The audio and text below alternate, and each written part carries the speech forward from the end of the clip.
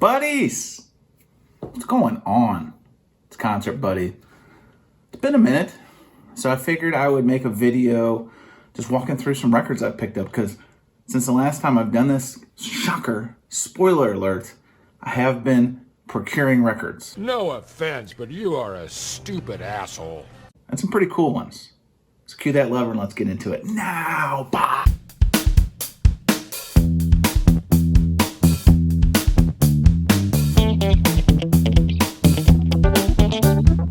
Now, buddies, it's been a hot minute since I've done a Vinyl Finds video, so I'm not going to walk through everything I've picked up in that time because it would be ridiculous, and who wants to sit for a 40, 50, whatever minute video? I don't want to make a 40, 50, whatever video, and I'm sure you don't want to watch a 40 or 50 minute video. You're goddamn right. So I'm going to talk about some selections that I'm pretty excited to add to the collection, a couple little variances and nuances, so let's get into it. All right, so the first album I'm going to talk about is not something that's new per se. This came out several months ago, I think early in the spring. This is Metallica's latest album, 72 Seasons. I recently went to the St. Louis tour stop for the 72 Seasons tour. It's awesome. Highly recommend getting out and watching Metallica. They play 2 nights. It's usually a Friday and a Sunday. They don't repeat any songs from the primary or the first set list on Friday, on Sunday. So that's fun. They still got their fastball. It's not as fast as it used to be. I've noticed this in the last couple of Metallica concerts I went to, and that's completely okay. I mean, these guys are getting up there. But it's still a great show, still great songs. These guys are pros. Anyway, I like this album. I ended up getting, when it came out, I got the Walmart version, which is like yellow and black, kind of marbled. And I was fine with it. But then a couple things happened. First one was, now I'm going to do it backwards. For the show, I guess in each city they're doing a color variant. There's actually, if you go and look on Discogs, there's 14 different color variants for this album, which is, it's approaching Red Hot Chili Peppers levels of the color variants. That said, each city that they were touring in on the first part of this tour, the 72 Seasons tour, which just wrapped up in Detroit, had its own unique color variant. For St. Louis, it was an amalgamation, mashup of, I guess, what's the colors of our local sports teams, because sports is pretty big in St. Louis, or it tries to be. Not talking about the Rams. I could go off. That'd be a whole nother video talking about Stan Kroenke and what a giant turd that man is. Fuck off. Fuck off. But anyway, so you've got red for the St. Louis Cardinals. You got some yellow and blue for the Blues. I think probably a little red deviation for STL City, which is the MLS franchise. Blah, blah, blah. So I picked this up in the Metallica pop-up. I made a little YouTube short about it. And this was nice. But what they are prone to do is, if you're in the Metallica fan club, it's called the 5th Member Club. It's free to be a part of it. I'm sure there's probably like pay tiers if you want more access and that kind of stuff. But they had like a little scavenger hunt kind of thing, and so they brought some merch back. And one of the things they brought back was the Metallica fan club exclusive color variant. Stop me if you've heard this before. So now I have 3 copies of this album, and this is kind of becoming very commonplace in the hobby, is all these color variants, cover variants, and that sort of thing, which, I don't know, I feel hit or miss. Like, if it's a band I really enjoy, one of my favorite bands like Metallica, no big deal, but the fan club variant or the website variant was this kind of like smoky. It's almost like clear. Like, clear is a very common color execution on vinyl nowadays. It has like a couple little black splatters in it. Anyway, I picked this up first because at the time I only had that one Walmart variant. Not a big deal. Little did I know that they were going to have that city-specific tour exclusive. I had to pick it up. So now I've got 3 copies of the same album taking up space on my shelf. I'm sure that's something you can relate to. Well, let me show you the next one. Before I'm completely off of the Metallica tip, I did pick up this record. It's been on my want list for a minute. This is the self-titled band release from Jason Newsted. He's the former bass player in Metallica, called Newsted. I've had this on my want list for a while, and I did pull the trigger back when it was more reasonable. When I say reasonable, I'm talking like 20, 30, 40 bucks. For some reason, in the last couple of years, this thing has soared in price, and I don't really understand it. I'm assuming they're not going to press any more of these. Maybe that's some of it. Maybe people are Metallica fans and like me weren't keenly aware of this project, because I knew Newsted did some stuff with like a Mark Burnett Rockstar Supernova project, I think it was, but I hadn't really been keeping up or keeping close tabs on what Jason Newsted had been up to musically since. So this is on his own label, Chop House Records, and it has very like similar cues to Echo Brain, which was his band. He like a side project he had while he was in Metallica. Reminds me very much of one of their releases in terms of the aesthetics, the cover, etc. It usually comes with a CD. My copy did not come, but anyway, I found this back in that reasonable zone, so I had to pick it up because I think it was a little under 40 or 30, something like that. Because again, do I really want to pay 50, 60, 70 bucks? No, I don't. So right in that wheelhouse. So again, Metallica fan. I met Jason Newsted years ago on Ozfest tour. Couldn't have been a nicer guy. He was actually playing with Voivod and Ozzy on the same bill, which is kind of cool, but great guy. Awesome to meet him. One of my favorite bands, Metallica, and this is Jason Newsted's band, Newsted. All right, thanks to friend of the channel, friend in real life, record store owner Matt Sands at Gold Pan Records, Hillsborough, Illinois. Check him out. I've talked to him out before. Follow them on social media because you can actually buy records from them on social media. Highly recommend. They do great flips. They do great promotion through their social media channels, be it Facebook, Instagram, etc. And they get a lot of great used records. One record that they helped me pick up recently is this is the Hassles. This is the second album from this band, 1969. It's called Hour of the Wolf. Now you're like, who's the Hassles? Why did you pick it up? Been watching my channel for a minute, or if you haven't, I'll catch you up to speed. Billy Joel, William Joel, singer, songwriter, musician, was in a couple different musical outputs before he broke as a solo artist. I've talked about the band Attila is a one-off album. I picked that one up, several months ago. It's not a great album, but it's a great story. But before that, he was in this band, the Hassles.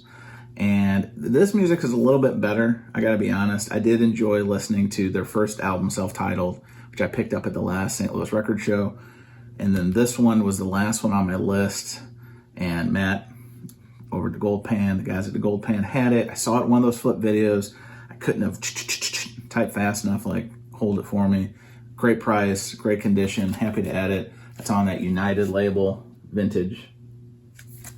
So this is one of those kind of completionist kind of moves because it's not like I'm a big Hassles fan. I like Billy Joel. I mean, I'm not gonna be dishonest there, but just again, trying to like collect all of his musical outputs, I thought was fun. And like I said, Matt hooked it up. Great price, record that now I can check off the list. Happy to add it to the collection.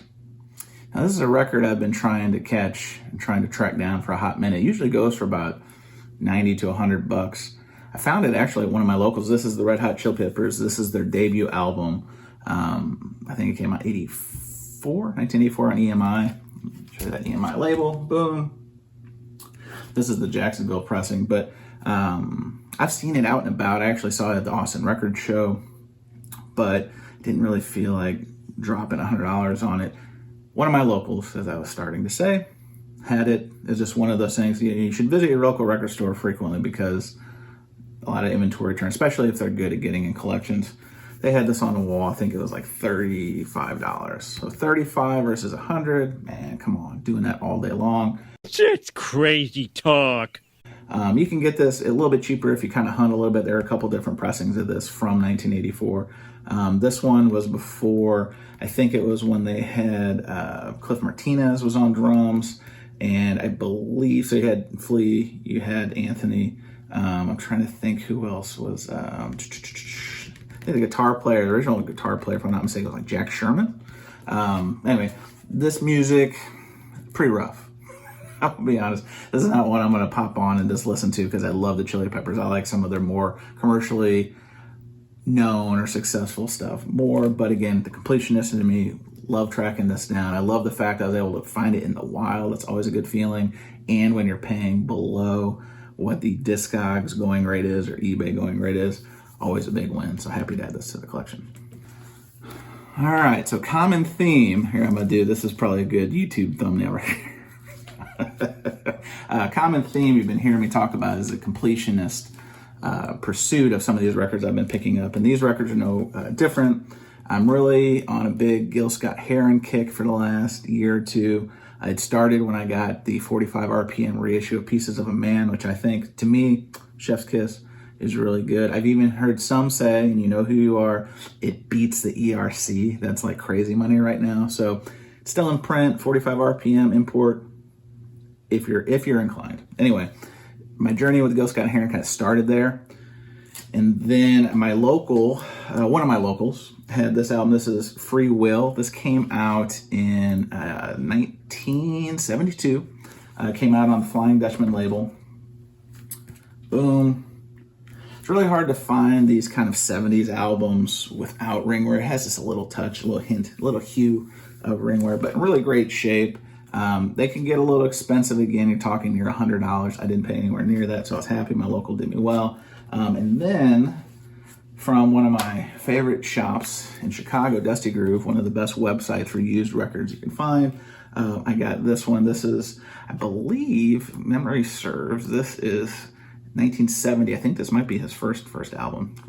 Check me in the comments below if I've got that wrong. I recently got a reissue of this album. This is Small Talk at 125th and Lenox. Rough Trade did a reissue this year on like a splatter variant. I picked that up, but like I said, Dusty Groove in Chicago had this. It wasn't cheap, but it wasn't terribly expensive. They said it was very good condition. It's next to impossible to find this without any kind of weathering to the cover. Again, talking about early 70s records, they just didn't age that well. This is again on the Flying Dutchman label. Boom, boom. My only area of butthurtness, is that a word? Butthurtness? I am butthurt. Is it was VG Plus, and the record is VG Plus. Clean, no marks, beautiful. The cover a little weathered, which I think you can get away with saying VG Plus considering the age. I was a little butthurt because we had a little bit of spine wear, and you can still read the Gil Scott-Heron piece, but the middle's a little torn. Now, Splitting Hairs, Cry Me a River, Crying in My Breakfast, whatever you want to say. But this is hard to find. This is not the easiest record I've ever had to track down. In fact, I've been looking for it for a while. Now, I'm still trying to track down Pieces of a Man, an original. Those go for like silly money, especially because of the cover. The cover condition is really hard to get anything above VG or even G plus in some cases. But I'm going to make it my mission. It's moved into my top 10 records I'm looking for. I did have there was a promo copy on eBay recently that I almost pulled the trigger on, but for whatever reason I forgot about it or didn't want to go up to the price point. I don't remember exactly the reason I didn't pull the trigger. So into the top 10, I'm looking for an original, an OG of Pieces of a Man to continue assembling the Gil Scott-Heron collection. You like cheese? I love cheese. And I'm going to finish this video with a record I'm going to admit I was excited to pick up.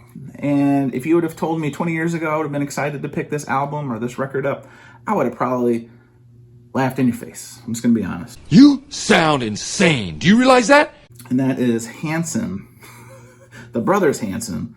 It's their debut album, Middle of Nowhere, with the famous or infamous, depending on your perspective, song Bop. I'm not going to sing it because that'll be a little bit, that'd be too much cheese. That'd be cheese overload if there is such a thing. But this album came out in the actual repress. This is the first time it's been on vinyl. It came on a orange, let me pull it out, an orange and green execution, 2 discs.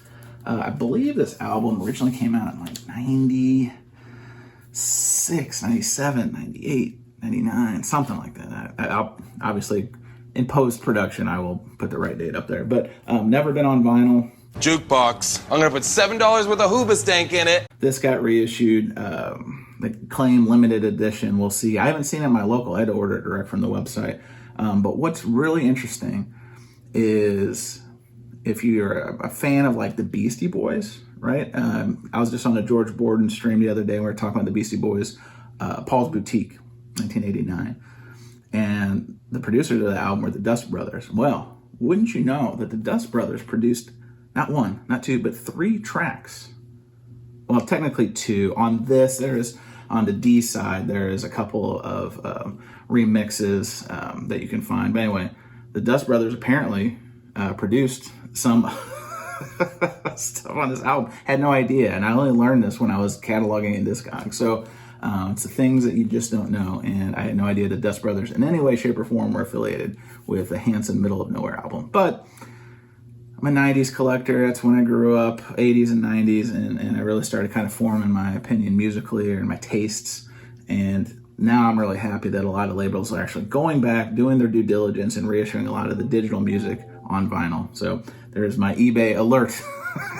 Maybe something coming in a hot eBay alert. Anyway, happy to add this to the collection.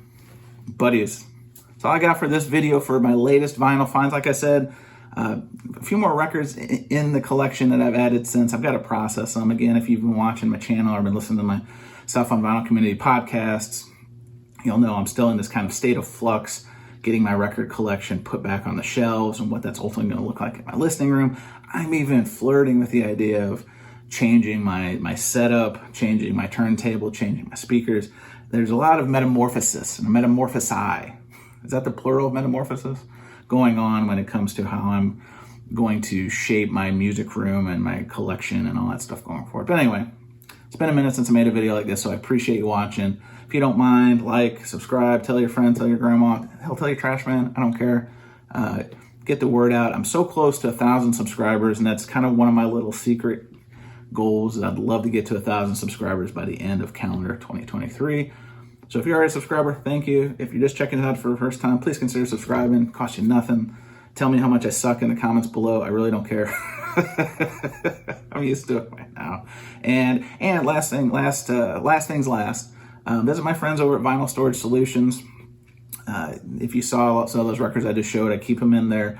They're dual pocket album sleeves. Highly recommend it. It's one of my favorite products I use.